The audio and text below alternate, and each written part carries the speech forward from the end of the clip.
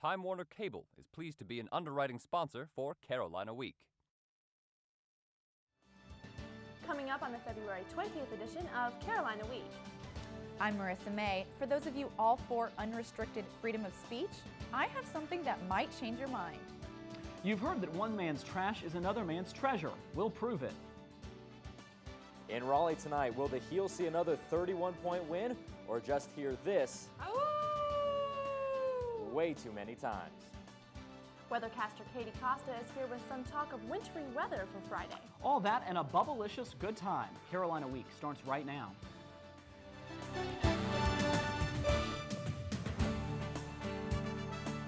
From the James F. Goodman Studio in the School of Journalism and Mass Communication at the University of North Carolina at Chapel Hill, connecting campus and community, this is Carolina Week. Hello and welcome to the Wednesday edition of Carolina Week. I'm Sarah Huffman. And I'm Adam Rue. Thank you for joining us. Universities are known as places of free expression, but some students across the country are wanting to limit that freedom. Our Marissa May is in the studio, and Marissa, this all started online. That's right, Adam. A Duke graduate thought college students would embrace a playground on the internet. Turns out the website he created is receiving a backlash of criticism from students, some wanting the site shut down. I live to disentell. Oh my God, you'll never believe what's on gossip. Even though a website flaunting the gossip among New York teens is a recipe for television success, the real world has had a much different response to a similar idea. Founded in August of 2007, JuicyCampus.com is a website thriving off of campus gossip. Although the site has been around for only 6 months, it's already stirred up a lot of controversy. The site allows people to post anything they want. In fact, it boasts, "Come on, give us the juice. Posts are totally 100% anonymous." It's this promise of anonymity that's brought out the worst in many campuses. The 50 schools that are represented on Juicy Campus have pages of posts with topics ranging from who's the most eligible bachelor to the sex lives of specific students. In fact, UNC student Bert Ellison found out he was featured in the Juicy Gossip. Assume a girl, I hope a girl, wrote that they want to know who UNC's homecoming king was because they thought he was really adorable, which was me. Even though Ellison's experience was mild, other students haven't been so lucky. Offended students at Pepperdine University have tried to get the site banned from campus, and many other student groups are attempting the same. Although the creators of the site believe they're fully protected by freedom of speech, a ban of the site on campuses might be in the works. But UNC Director of Technology and System Support Brian Paste says a ban might not bring the answers students want. We have 8,000 students live in residence halls. We have students who are on campus. We could block on-campus access to something, but there's all this stuff off campus. Pace says banning the site here isn't likely to happen. But if anyone makes threatening comments, the university will take action. Marissa, what sort of presence does UNC have on the site? Compared to other schools, UNC has very limited presence. There are some intrusive and crude comments, but most posts are just discussing fraternity and sorority issues, the usual complaints about roommates, and bad calls during basketball games. All right, Marissa May starting us off tonight. Thank you. Facebook doesn't have that sort of problem, but there have been complaints about getting off the service. You can now delete your Facebook account without worrying about leaving your personal information stored somewhere. There's now a tab in the site's help section showing users how to completely delete their accounts. In the past, users could only deactivate their accounts, which resulted in their personal information being saved on Facebook servers. Facebook users still have the option of deactivating their accounts if they don't want to permanently delete them. A former North Korean who defected to South Korea is sharing his life experience. Professor Kim Hyun-sik spoke at Duke Tuesday about what life was like in the communist North Korea, including the religious glorification of the late leader Kim Il-sung, the lack of human rights, and the dangers posed by the current leader Kim Jong-il. He teared up when he described the Korean War experience of killing a young American soldier, apologizing for his actions. Duke Jr. Flint Wang was moved. To be able to see someone who's gone through as much as he has, and for him to be so open and honest about even the bad times in his lives, very moving. The lecture was part of a 3-day event called Beyond the Border, North Korea, held at Duke and here at UNC. A recent study indicates foreclosures are up 122% in the Triangle. Mortgage research company Reality Track released the report, and it could be bad news for the North Carolina construction industry. You can see workers didn't let the rain slow them down at this Raleigh location recently, but some economists predict with foreclosures on the rise, home builders will have a dark cloud hanging over their heads, news that could have a broader impact. Anytime you reduce the number of housing starts, it does have a ripple effect. Housing starts are the leading economic indicator in any state for that very reason. Lawmakers are working to bring down the number of foreclosures. A House Select Committee studying the matter hopes to recommend new guidelines for lenders in the coming months. Parkinson's disease can be debilitating, and medication doesn't always get rid of the symptoms. But UNC doctors are outlining a new treatment that could have Parkinson's patients enjoying life again.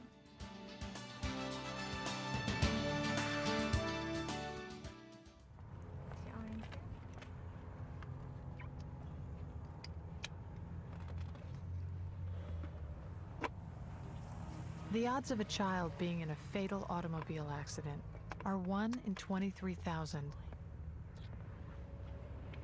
The odds of a child being diagnosed with autism? 1 in 166. The odds say it's time to listen. To learn the signs of autism, visit autismspeaks.org.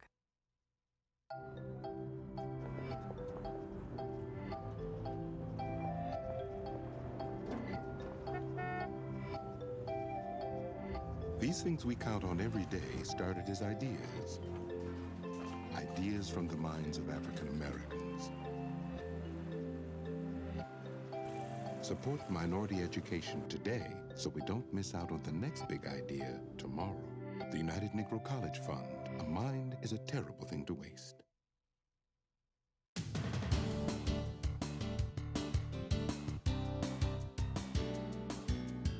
About 1.5 million Americans suffer from a neurologic disorder called Parkinson's disease. In the past, doctors relied on drugs to treat it. Now, UNC doctors are using a relatively new type of surgery. The story tonight from health reporter Prashant Nair. 68-year-old Elizabeth Moore of Chapel Hill can do household chores today that used to be difficult. In this UNC clinic video shot 3 months before her surgery, notice the shakiness or tremor in her right hand and right leg. Symptoms of Parkinson's include loss of balance, tremor, rigidity, and trouble speaking, among other signs. Elizabeth's condition improved thanks to a surgical treatment called deep brain stimulation. This is the region of the brain into which surgeons implant electrodes during deep brain stimulation surgery. Current from the electrodes short-circuits brain activity in this region, and that's what helps patients control their symptoms. We insert electrodes into areas of the brain that are overactive, trying to reduce their activity to a normal level of activity, which will then, in the case of a Parkinson's patient, for instance, reduce their tremors and reduce their rigidity. Moore says the result is less pain, better posture, less tremor, and I'm telling you, no medication whatsoever. In deep brain stimulation, wires from the brain electrodes snake their way under the skin and connect to a pacemaker implanted beneath the shoulder. The pacemaker delivers current that helps dampen the shakiness Parkinson's patients suffer.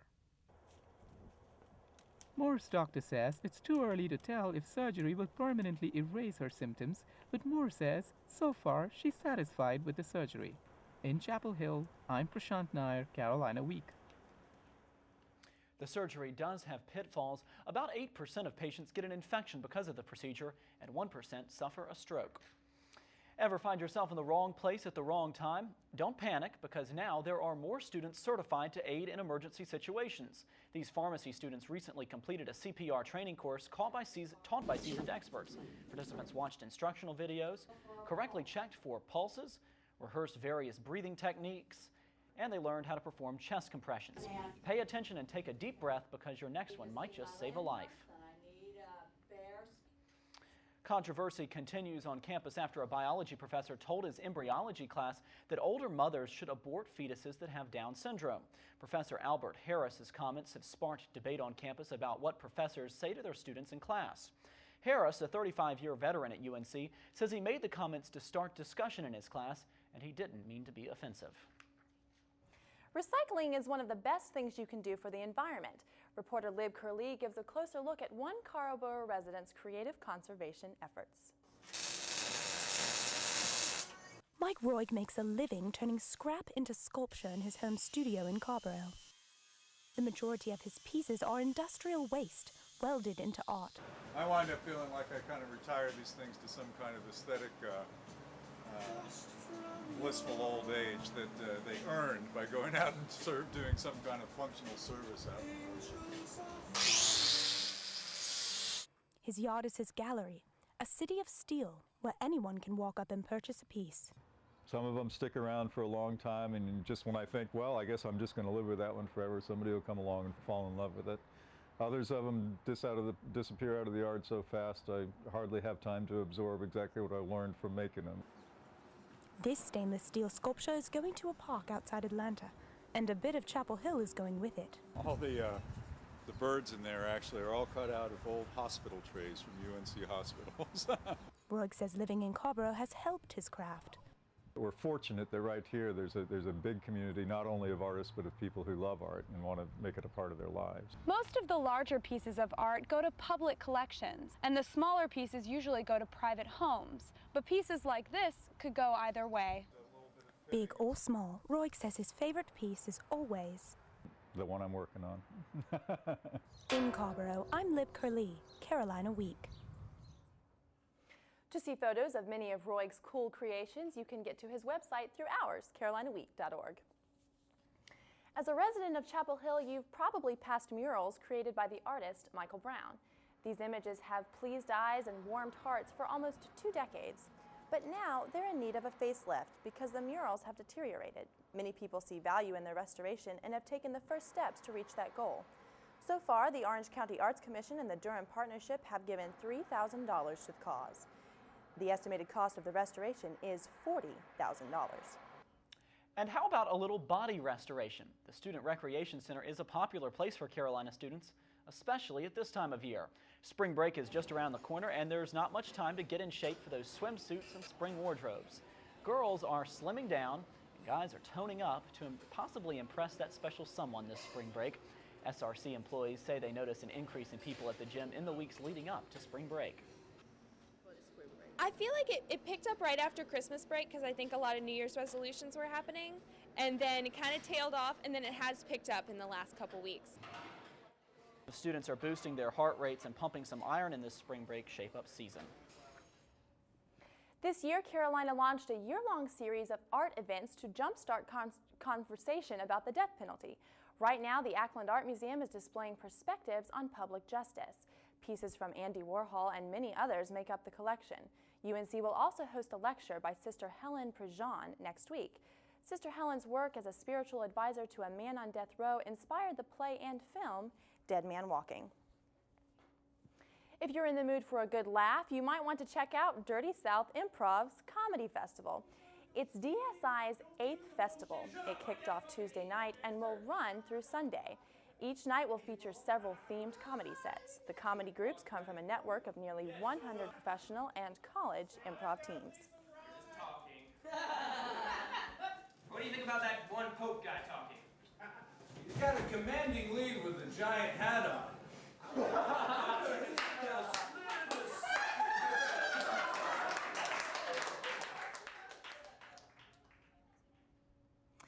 There are several awesome improv groups like DSI in and around Chapel Hill. Yeah, and the DSI show should be a good one. We're joined now by weathercaster Katie Costa.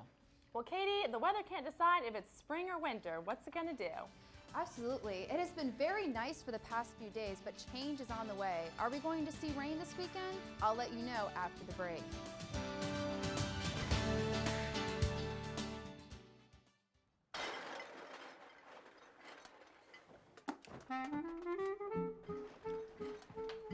Hear that? How could I not? They can't be serious. This is their third party this week and I have a test tomorrow. Yeah, and they blocked me in. Again! Let's party! It's about time we got Anything left in here? I bet they're gonna leave their garbage out again. Rudy They do this every time when they have friends over. It's important to be considerate of others who live close to you. You wouldn't want neighbors like these.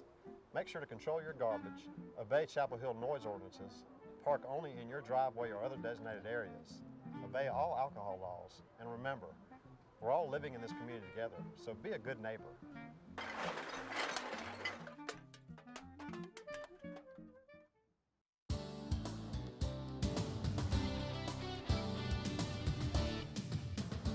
Hi, and welcome back to Carolina Week. I'm weather forecaster Katie Costa. Well, it's been really warm today, and we've been seeing plenty of sunshine, but unfortunately, we will be seeing an end to this mild weather we've been having. There is a cold front that is expected to pass through tonight and into tomorrow, and this will bring some falling temperatures for the rest of the week. And there is also another system that could fortunately bring us some rain for Friday and Saturday, which is great news considering this drought situation we've been in for a while.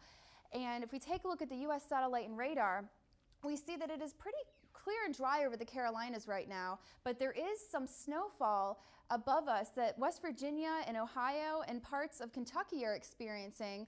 And farther west in California, these folks are experiencing some rainfall.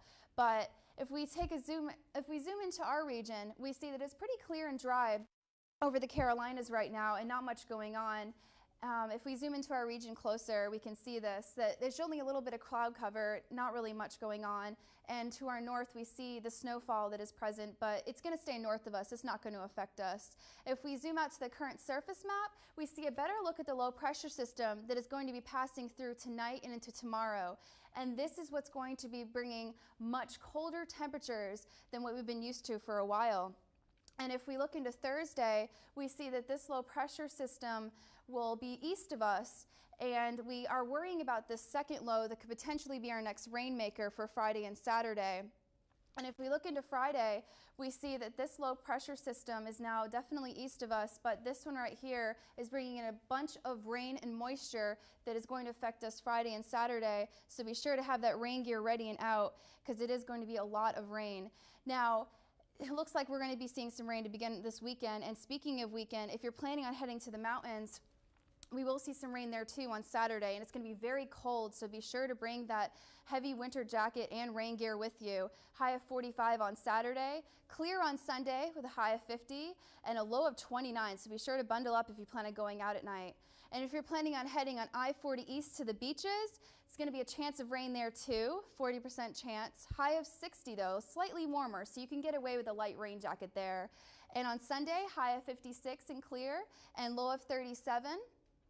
And for our region, we can look into 4-day forecast and we see that we are going to have that chance of rain for Friday and Saturday. So be sure to have that rain gear out with you. And it is going to be a lot colder than we are used to. High of 40 and high in the 39 on Friday and Thursday, and highs in the low 50s on Saturday and Sunday with lows in the 30s. So we are going to be seeing some much more winter-like weather than what we've been used to. So we will need to pull out that winter weather coat and heavy sweaters. Yeah, I know I'm going to be very sad to say goodbye to the spring-like weather, but at the same time, it's such a trade-off between fixing the drought or being warm all the time. Absolutely. I'm going to miss storming that t-shirt out. I'm heading to the beach this weekend, and I'm a little disappointed to see that it's raining, but it is good for the drought. Absolutely, it definitely is. Katie, thanks. Okay, space nerds, tonight's the night. Although the moon usually looks like this in the sky, it soon will look like that. We'll see a total lunar eclipse late tonight. Another one won't occur until December 2010. You can catch the whole thing in the sky tonight beginning about 9 o'clock. The moon will move through its phases till midnight when we'll see a reddish moon indicating the eclipse is over. Rachel Rosen from the UNC Astronomy Department explains what's going to happen. The Earth passes in between the sun and the moon, so that the light from the sun, when it shines on Earth, creates a shadow, and the moon passes directly within that shadow, and so that the moon is obscured then by the Earth. You know, it should be really interesting to see that lunar eclipse when it comes out tonight. I know, unfortunately, I don't know if I can stay up that late. Well, now we're joined by sportscaster Walter Sturholt. We all may be exhausted, Walter, after that Carolina State basketball game later on this evening. You're absolutely right, but hopefully for the Tar Heels, maybe that lunar eclipse will throw off the Wolfpack's howl. You know spring is almost here when the boys and girls of summer start swinging the bats. We'll give a live report from the Carolina Softball Complex coming up next.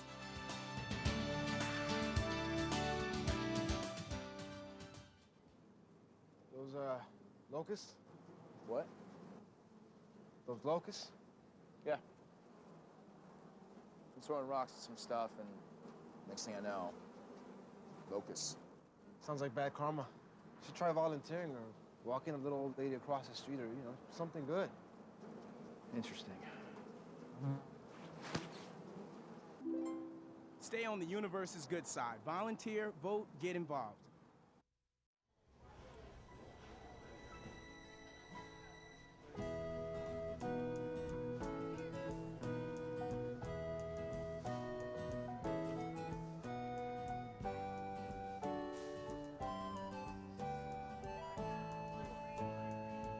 I give you a 20. I'm sure of that. You're stupid. Children are influenced by what they see adults do. Remember, a child may be watching you.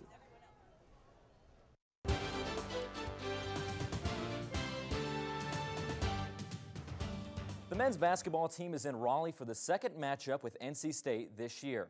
That's right, for the boys in blue, tough defense like this will be key.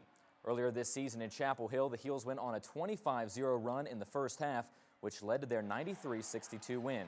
For this game, however, UNC won't have 16 points from Ty Lawson. Carolina is still undefeated on the road in the ACC, and this season is looking to extend it to a 6-0 stretch. But the blowout earlier this year has given the Wolfpack an axe to grind and a reason to fight extra hard. On Thursday, the Lady Tar Heels will look to extend their 7-game winning streak as they head south to hit the hardwood against the Miami Hurricanes. With only 3 games remaining before the ACC tournament, the Lady Heels need to finish the season strong, meaning they'll need a big game out of junior Rashonda McCants. She's averaging almost 16 points per game and leads the team in scoring and has surged during the Heels' winning streak. Coach Sylvia Hatchell says the Heels will rely heavily on her post play and rebounding to blow past the Hurricanes. She continues to give us good numbers, and especially whenever she's being aggressive to the basket and rebounding. She's been drawing a lot of the toughest defensive assignments as well. You're probably used to watching UNC's athletic teams compete, but it's what you don't see that helps the Tar Heels perform well. Reporter Katie Miller takes a look at sport-specific training programs for Olympic sports.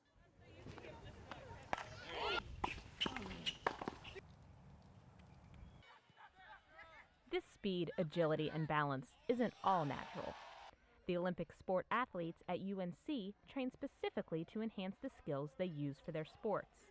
Assistant Director of Strength and Conditioning, Steve Gisselman, develops fitness programs that best serve each athlete.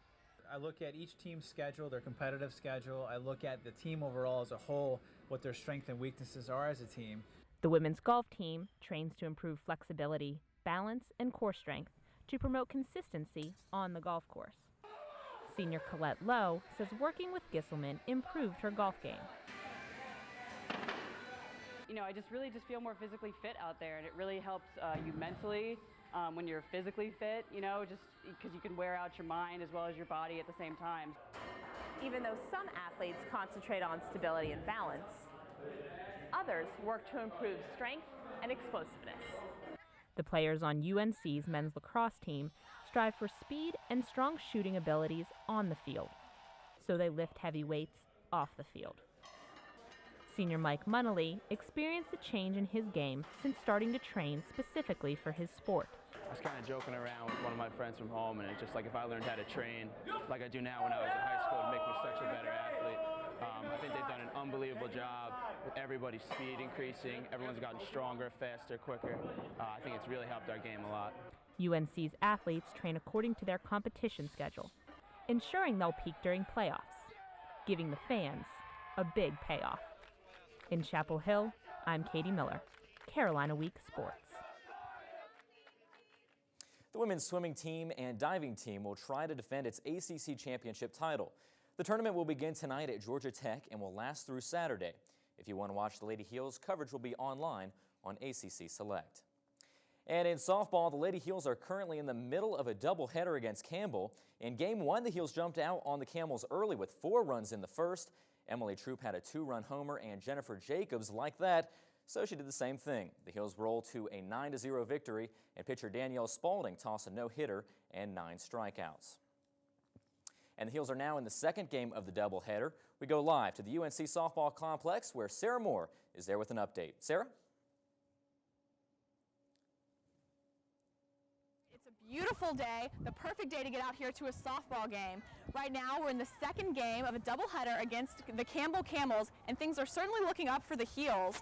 It's still early though, so there's a chance that the Camels could make a comeback, but after the first game, I seriously doubt that.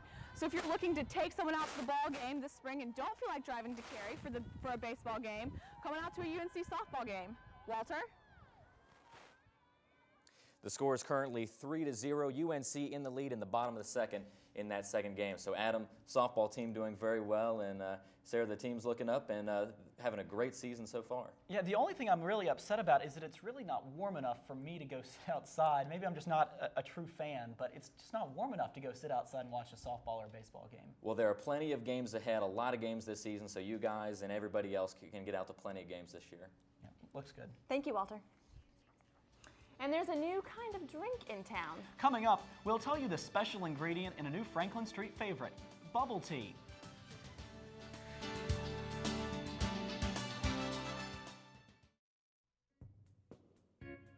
Mom and Dad, we need you to be involved in our school, because when you are, we get better grades.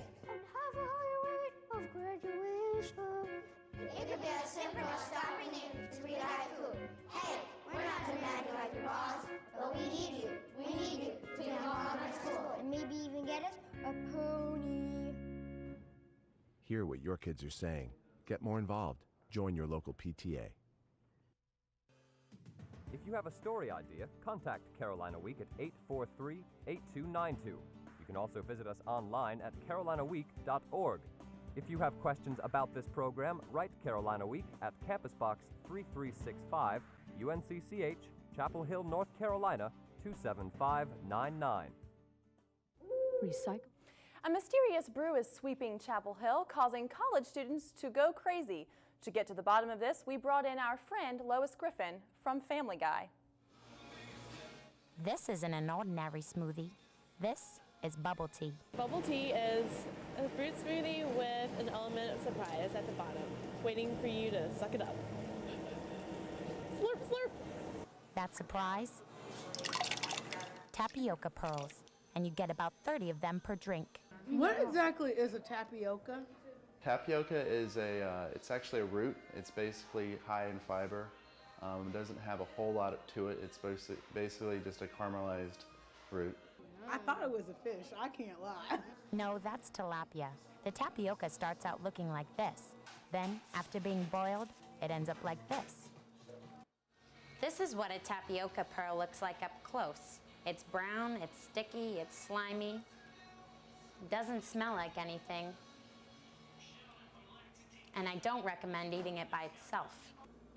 But it's worth a try. Like warm snot, basically. Chewy snot, but actually tastes good. I don't know, halfway between like yogurt and a fruit. It's kind of, you don't really suspect a gumball to shoot down your throat. And they're gummy, very gummy, and kind of like slug feeling, like, you know, like gushy. Kind of gushy. It's like the texture of gummy bear, but it's shape of eyeball. It looks like an eyeball. At least it doesn't taste like an eyeball. For Carolina Week, I'm Lois Griffin, chillin' in Chapel Hill. Well, I didn't really know what tapioca was, but I'm pretty sure it wasn't a fish. Yeah, well, I'm just glad we have Lois on our team. Maybe we'll hear another report from her before the semester. She's always good to have around. To keep up with what's happening on campus and in the community, be sure to tune into our radio counterpart, Carolina Connection. And that does it for this edition of Carolina Week. Thank you so much for watching. Have a good night.